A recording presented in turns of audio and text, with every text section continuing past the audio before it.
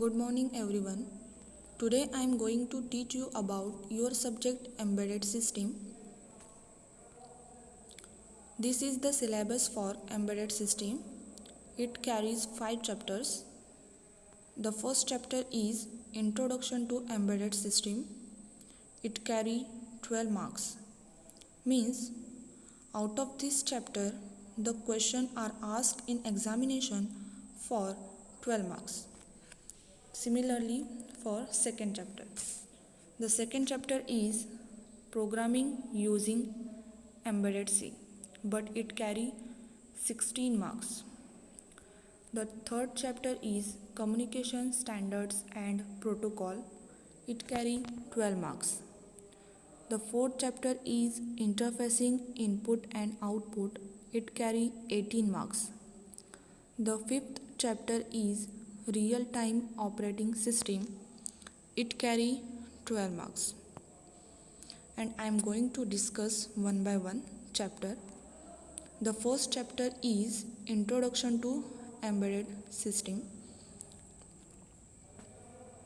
Before going to explain this chapter, I am going to discuss some points which are in the first chapter. And the first point is block diagram of embedded system. Second point is Harvard and von Neumann architecture, RISC and CISC processor. The third chapter is features of 89651, PIC, AVR and ARM with application. Fourth chapter is characteristics of embedded system. Fifth point is classification of embedded system.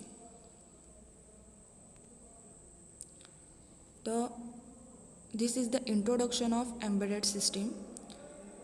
First, I am going to discuss the definition of embedded system. Embedded system is an electromechanical system designed to perform a specific function, and it is the combination of both hardware and software. इसका मतलब है कि embedded system जो है वो combined है hardware plus software. Means उसमें hardware भी है एंड सॉफ्टवेयर भी साथ में है. Then it is an electronic और इलेक्ट्रोमैकेनिकल सिस्टम. ये किस लिए डिज़ाइन की गई है? एक स्पेसिफिक फंक्शन को परफॉर्म करने के लिए. सिंपली अगर सिंपल लैंग्वेज में देखेंगे तो एग्जांपल है डे टू डे लाइफ में हम लोग जो यूज़ कर रहे हैं उसकी एग्जांपल होंगी, that is the washing machine. Washing machine जो है वो कॉम्बिनेशन हार्डवेयर प्लस सॉफ्टवेयर दोनों भी है उसमें, एज वेल एज एक स्पेसिफिक जो फंक्शन जो है वो क्या करती है, परफॉर्म करती है. इसके ऊपर से ही हम लोग क्या कर सकते हैं, उसको डिफाइन कर सकते हैं. Next are the advantages of embedded system.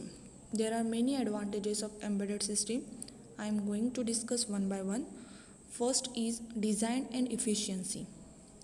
Design and efficiency में क्या दिया हुआ है कि जो भी एम्बेडेड सिस्टम डेवलप की गई है उसकी डिज़ाइन कॉम्प्लिकेटेड रहती है या सिंपल रहती है, और उसको हम लोग इजीली मेंटेन कर सकते हैं या नहीं, ये बताया हुआ है. सो जो एम्बेडेड सिस्टम है वो लेस कॉम्प्लिकेटेड होती है और उसको हम लोग इजीली मेंटेन क्या कर सकते हैं, कर सकते हैं. Second advantage is the cost. The most embedded system allow their parts to be less expensive to produce. ऐसा नहीं है कि सबके सब एम्बेडेड सिस्टम जो है वो जो भी पार्ट्स प्रोड्यूस कर रहे हैं वो लेस एक्सपेंसिव हो, बट ऐसे थोड़े बहुत एम्बेडेड सिस्टम अवेलेबल हैं जिसके पार्ट्स जो है वो क्या है, लेस एक्सपेंसिव है. मीन्स कम प्राइस में क्या कर सकते हैं वो लोग प्रोड्यूस कर रहे हैं. Then third one is the accessibility. It is difficult to service so they have to be developed carefully. इसमें बताया हुआ है कि एम्बेडेड सिस्टम को बहुत ही केयरफुली के साथ क्या करना है, डेवलप करना है. बिकॉज ये जो है, जो भी पार्ट्स, जो भी हार्डवेयर है वो एक मशीन में क्या किया हुआ है, एम्बेडेड किया हुआ है. सो उसको जब भी सर्विस देना है तो प्रॉपरली सर्विस देना है, बिकॉज बहुत ही क्रिटिकल पॉइंट है ये. Next is the maintenance. तो हम लोगों ने ऑलरेडी देखे हैं कि एम्बेडेड सिस्टम को इजीली क्या कर सकते हैं, हम लोग मेंटेन कर सकते हैं. Then our first point is the block diagram of embedded system. This is the diagram of embedded system, block diagram of embedded system, and I'm going to discuss one by one block. The first block is embedded processor. It is the heart of embedded system which having two parts, control unit and execution unit. Also, execution unit includes ALU, power supply, reset and oscillator circuit. हम लोगों को already पता है processor processing के लिए use किया जाता है और ये जो है वो इम्पोर्टेंट और मेन डिवाइस है. So it is called as a heart of embedded system. हमें पता है कि विदाउट हार्ट कोई चीज़ नहीं हो सकती है, परफॉर्म ही नहीं कर सकता है कोई चीज़, वो चीज़ ज़िंदा ही नहीं रह सकती. सिमिलरली प्रोसेसर को हार्ट कहा गया है बिकॉज उसकी वजह से कोई फंक्शंस जो है वो हम लोग एम्बेडेड सिस्टम में परफॉर्म नहीं कर सकते हैं. ऑल्सो प्रोसेसर को दो पार्ट्स में डेवलप किया गया है. One is the control unit and another one is the execution unit. Control unit जो है वो कंट्रोल करने का काम करता है एंड एग्जीक्यूशन यूनिट जो है वो एग्जीक्यूट करने का काम करता है. मीन्स वो जो है वो प्रोग्राम क्या कर सकता है, एग्जीक्यूट करता है एंड कंट्रोल यूनिट उसके ऊपर क्या करता है, कंट्रोल करता है. ऑल्सो एग्जीक्यूशन यूनिट में बहुत सारे पार्ट्स है, that is ALU, power supply, reset and oscillator circuit. The ALU stands for arithmetic logical unit. Then second block is timers. It is used to schedule the various tasks for real-time programming and RTC or system clock needed. RTC stands for the real-time clock. Timer जो है वो time set करने के लिए use होता है. अगर simple example अगर देखनी है और सिंपल लैंग्वेज में देखेंगे तो वॉशिंग मशीन में बहुत सारे टास्क हम लोग क्या कर सकते हैं, परफॉर्म कर सकते हैं. फॉर एग्जांपल हम लोग को वॉशिंग एंड स्पिन दोनों भी करना है, तो वॉशिंग के लिए कितना टाइम लगेगा, स्पिन के लिए कितना टाइम लगेगा, ज़रूरी नहीं कि दोनों भी टाइम सेम हो. वॉशिंग के लिए ज़्यादा टाइम लगता है एज़ कम्पेयर टू स्पिन. तो वो सब टाइम सेट और शेड्यूल करने का काम कौन करता है, टाइमर करता है. Next block is program and data memory. It is use to store the program and data. We know that memory is use to store the data. Memory को हम लोग स्टोर करने के लिए यूज़ करते हैं. सो एम्बेडेड सिस्टम में program memory और डेटा मेमोरी है. प्रोग्राम मेमोरी प्रोग्राम को स्टोर करती है एंड डेटा मेमोरी डेटा को स्टोर करती है. Next block is interrupt controller. It is use to control the interrupt. First of all we will see what is interrupt. Interrupt is, in simple language, interrupt is nothing but a disturbance. Means अगर कोई embedded system में बहुत सारे task perform करिए जो set किए हुए हैं, अगर कोई उसको डिस्टर्बेंस आया या कोई इंटरप्ट आया तो उसको कंट्रोल करना है, तो वो काम कौन करता है, इंटरप्ट कंट्रोलर. नेक्स्ट जो है वो ब्लॉक है input output ports. It is use to interface the external devices like sensors, buttons, alarm, motor, printer. There are of two types, parallel port and serial port. इसमें जो दिया हुआ है ports जो है वो हम लोग क्यों यूज़ करते हैं, जब भी हम लोग को एक्सटर्नल डिवाइसेस कनेक्ट करने हैं माइक्रो कंट्रोलर को और एम्बेडेड सिस्टम को. तो एक्सटर्नल डिवाइसेस कौन कौन से हो सकते हैं, जैसे कि मोटर है, सेंसर्स है, बटन है, अलार्म है. इनको हम लोग को क्या करना है, एम्बेडेड सिस्टम को कनेक्ट करना है. तो वो कनेक्ट कैसे कर सकते हैं, बाय यूजिंग पोर्ट. पोर्ट की वजह से हम लोग क्या कर सकते हैं, एक्सटर्नल डिवाइसेस को एम्बेडेड सिस्टम से कनेक्ट कर सकते हैं. पोर्ट के भी दो टाइप्स है. एक जो है वो पैरेलल पोर्ट है. पैरेलल पोर्ट जो है वो हम लोग शॉर्ट डिस्टेंस के लिए यूज़ कर सकते हैं.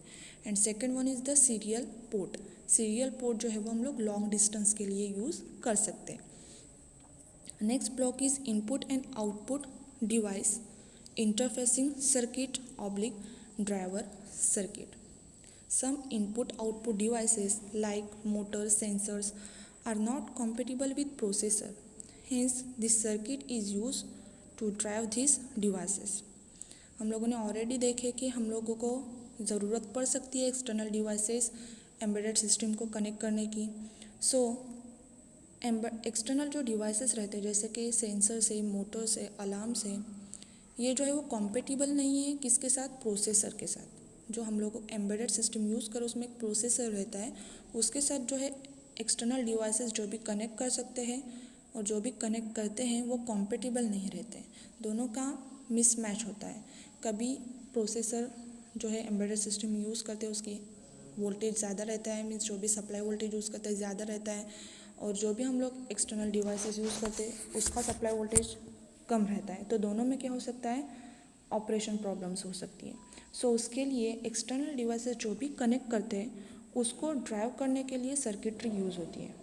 सो इसीलिए input and output driver circuitry जो है वो यूज़ होती है, जो कि एक्सटर्नल डिवाइसेस हम लोग कनेक्ट करते हैं जैसे सेंसर्स, मोटर्स, उसको ड्राइव करने के लिए यूज़ की जाती है। Next block is system application specific circuit. This circuit controls the specific target circuit. It consist of ADC, DAC, relay etcetera. इसका मतलब है कि ये जो सिस्टम एप्लीकेशन स्पेसिफिक सर्किट है वो एक स्पेसिफिक टारगेट सर्किट को कंट्रोल करती है। और उसमें कौन कौन से एप्लीकेशन स्पेसिफिक सर्किटरी आ सकती है, जैसे ADC means analog to digital converter, DAC means digital to analog converter, relay etcetera. Then the next is applications. These are the applications of embedded system. बहुत सारे एप्लीकेशंस हैं एम्बेडेड सिस्टम के, हम लोग day to day life में use करते हैं। उसमें से हम लोग देखेंगे जो फर्स्ट है वो consumer electronic, means consumer electronic में एम्बेडेड सिस्टम का यूज़ होता है, मीन्स कैमकोडर, कैमरा एटसेट्रा, बहुत सारी चीज़ें जिसमें हम लोग क्या कर सकते हैं, एम्बेडेड सिस्टम को यूज़ कर रहे हैं। Second one application is house hold applications, means house hold में कौन कौन सी चीज़ें आती है, टीवी है, वॉशिंग मशीन है, फ्रिज है, ओवन है एटसेट्रा, और बहुत सारी चीज़ें जिसमें एम्बेडेड सिस्टम का क्या होता है, यूज़ होता है। Third one is home automation, इसमें AC, fire alarm etcetera. Fourth one is computer peripherals, means computer में जितने भी डिवाइसेस आते हैं such as printer, scanner etcetera. And the next one is banking and retail, तो उसमें एटीएम है, currency counter है एटसेट्रा। देन सेकंड पॉइंट है इस चैप्टर का, वो है Harvard and von Neumann architecture. This is the block diagram of Harvard architecture. It consisting 3 blocks. One is for program memory, second one is for CPU, and third one is for data memory. And it's having 2 buses, one is for data bus and another one is for the address bus. Harvard architecture uses separate memory for program and data. हम लोगों ने already देखे हैं कि 2 memory use हो रही है Harvard में, एक जो है वो प्रोग्राम के लिए यूज़ होती है और एक जो है वो डेटा के लिए यूज़ होती है। Next, it also uses the separate buses for memories. Memory के लिए सेपरेट बस भी यूज़ हो रही है, that is data bus and address bus. Next, instructions and data fetches simultaneously as they having separate buses which increase bandwidth. अभी memory भी 2 दिए हुए हैं, data memory and program memory. Data भी हम लोग क्या कर सकते हैं, फेच कर सकते हैं सीपीयू से, और प्रोग्राम भी क्या कर सकते हैं, फेच कर सकते हैं सीपीयू से, बट साइमल्टेनियसली भी फेच कर सकते हैं बिकॉज 2 बसेस दिए हुए हैं। एट अ टाइम हम लोग प्रोग्राम भी मीन्स इंस्ट्रक्शन भी फेच कर सकते हैं और डेटा भी फेच कर सकते हैं। उसकी वजह से क्या होता है, बैंडविड्थ जो है वो इंक्रीज होती है। And the data bus have the different size than the address bus. अभी दोनों की साइज भी जो है वो मैच नहीं करती। डेटा बस की साइज जो है वो डिफरेंट है as compare to address bus. This is the Harvard architecture. Then next one is the von Neumann architecture. It consisting of 2 blocks, one is the CPU and one is the program and data memory, and 2 buses, data and address bus. As compared to Harvard architecture, it's having only one memory, but in the case of Harvard there are 2 types of memory to storing the program and data. In this architecture, program and data are stored on the same memory. हम लोगों ने already block diagram में देखे हैं कि एक ही memory use करके हम लोग क्या कर सकते हैं, प्रोग्राम भी स्टोर कर सकते हैं उसमें एंड डेटा भी स्टोर कर सकते हैं। इट अलाउज मॉडिफाइंग और स्टोरिंग द प्रोग्राम ईजीली। अभी हम लोग इसमें इजीली स्टोर भी कर सकते हैं प्रोग्राम और प्रोग्राम को मॉडिफाई भी कर सकते हैं, जो कि हार्वर्ड में नहीं होता है। The data and instructions are fetches using TDMA। अभी जो भी डेटा एंड इंस्ट्रक्शंस हम लोग CPU से फेच कर रहे हैं या CPU से ले रहे हैं, वो time division multiple access means TDMA की वजह से कर सकते हैं। अब यहाँ पे टाइम डिवीजन मल्टीपल एक्सेस क्यों यूज़ हो रहा है? बिकॉज यहाँ पे एक ही मेमोरी है, प्रोग्राम एंड डेटा मेमोरी, जहाँ पे हम लोग को प्रोग्राम भी स्टोर करना है एंड डेटा भी स्टोर करना है। तो फर्स्ट अगर हम लोग इंस्ट्रक्शन या प्रोग्राम फेच कर रहे हैं CPU से मीन्स ले रहे हैं, तो उसी टाइम में डेटा तो नहीं ले सकते हैं क्योंकि मेमोरी हम लोग के पास एक ही है। तो यहाँ पे टाइम को क्या किया गया है? डिवाइड किया गया है। पहले जो भी चीज़ लेनी है उसको एक टाइम देंगे, उसके बाद थोड़े टाइम के बाद हम लोग को क्या करना है?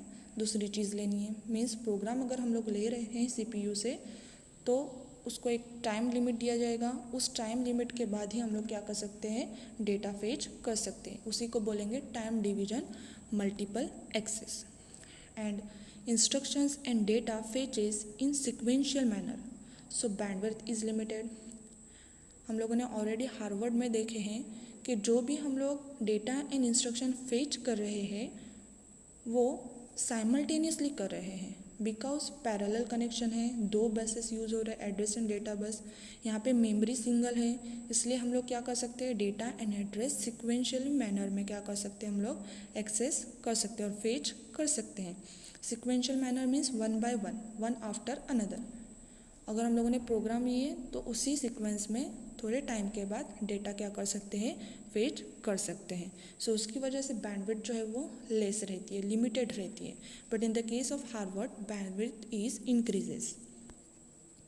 Then next point is RISC. It is a reduced instruction set computer when microcontroller has instruction set that support few addressing mode, then it is said to be RISC architecture.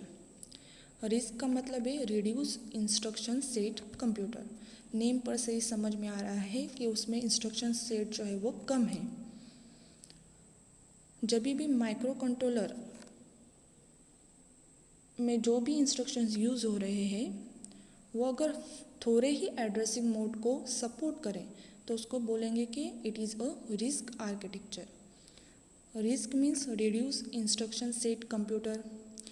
तो micro controller में हम लोग को पता है कि instruction sets रहते हैं, तो वो इंस्ट्रक्शन सेट्स अगर कम एड्रेसिंग मोड को सपोर्ट करें तो उस आर्किटेक्चर को रिस्क आर्किटेक्चर बोला जाता है। और also it's having the simple instructions so that the chip required less hardware implementation। Means instructions जो भी है रिस्क में वो बहुत ही सिंपल है। सो जो भी चिप हम लोग यूज़ कर रहे हैं it requires the less hardware. Hardware जो है वो हम लोग क्या कर सकते हैं? लेस यूज़ कर सकते हैं because of the simple instructions. Design is also simple and production cost is also less, and it's the example of the RISC is PIC family. The next one is the CISC. CISC is a complex instruction set computer. CISC से पहले हम लोगों ने RISC देखे थे। RISC का full form है reduce instruction set computer and CISC का फुल फॉर्म है complex instruction set computer. Reduce instruction set computer में जो है वो कम इंस्ट्रक्शंस यूज़ होते हैं, यहाँ पे जो है वो ज़्यादा इंस्ट्रक्शंस क्या होते हैं? यूज़ होते हैं। अगर माइक्रो कंट्रोलर में जो भी इंस्ट्रक्शंस है वो ज़्यादा एड्रेसिंग मोड को सपोर्ट करें तो उस आर्किटेक्चर को CISC बोलेंगे। But in the case of the RISC अगर इंस्ट्रक्शन जो है वो कम एड्रेसिंग मोड को सपोर्ट करे तो उसको RISC बोलेंगे। और अगर इंस्ट्रक्शन सेट जो है वो ज़्यादा एड्रेसिंग मोड को सपोर्ट करे तो उसको CISC बोलेंगे। Means when microcontroller has instruction set that supports many addressing mode, then it is called CISC, and it's having a large number of instructions, and the hardware implementation is also faster. And the example of CISC is Intel 8096 family. अगले जो points हैं, थोड़े ही points remaining है first chapter complete करने के लिए, वो हम लोग नेक्स्ट वीडियो में देखेंगे। Thank you.